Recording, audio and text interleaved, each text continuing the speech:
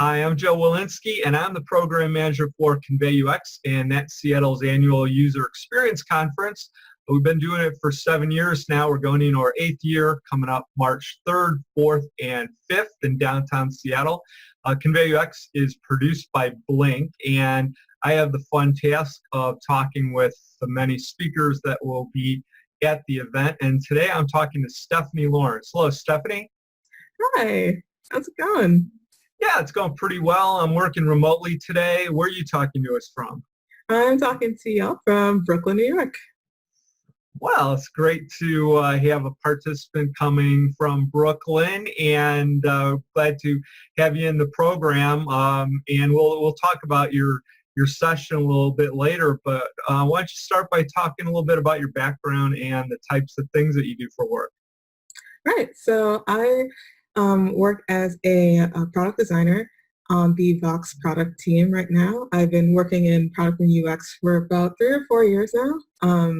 I initially started off doing UX research and then worked my way kind of working more designer roles. And yeah, I have a background. I studied psychology in school and media communication and media psychology, and then eventually kind of made the classic switch, career switch to working in user experience design.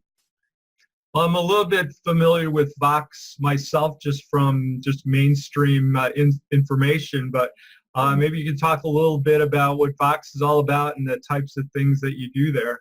Yeah, so I'm working on the product team, working on Vox's product called Chorus, which is kind of a platform for publishing and promoting content.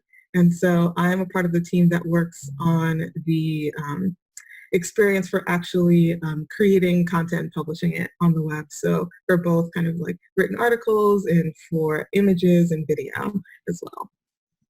And so this is more for internal facing customers that are your staff members?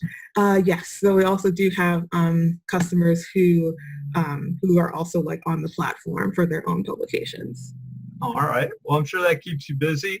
Yeah. Are there any other things you've been thinking about that you're interested in right now?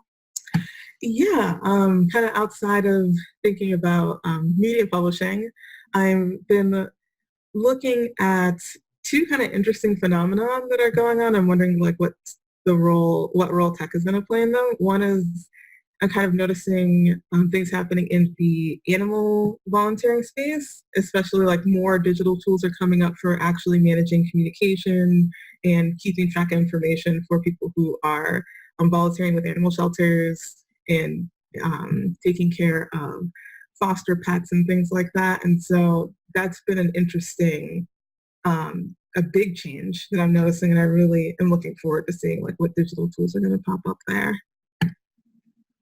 Well, the area that we're going to have you talking in the conference is related to diversity and inclusion within the user experience field and the broader tech field, and you're specifically going to be talking about some things that are based on your own experiences. The title is Trying to Save Yourself, Surviving Current Discussions of Design Ethics and Inclusivity in Tech. So give us a little bit of an idea of what you're interested in talking to us about. Yes, definitely. So with my talk, I'm taking a very kind of self-care and self-centering focus on the topic of diversity and inclusion in tech, and particularly for the design community, just as like it's become the hot topic, it's become the cool thing to talk about. There are so many more talks and writing about it, which is great, but there's also what I'd like to do with my talk is kind of fill the void in thinking about how marginalized people who are members of the tech community are navigating some of these discussions, how that kind of history of even having that discussion has changed over time, and basically trying to center us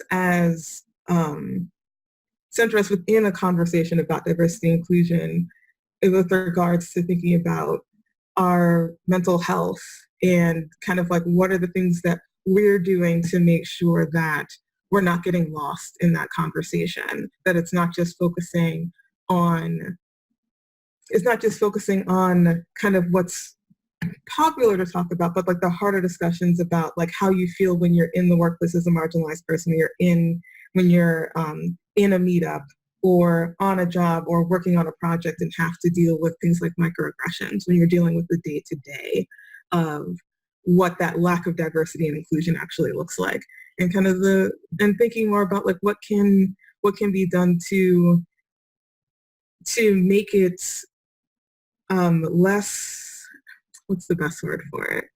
I think make it less about what can we do to educate privileged people and more about like what can we do for ourselves to make it so that we're able to find some level of comfort, some level of self-preservation, some level of care for ourselves in the midst of doing all of that work, because it takes its toll.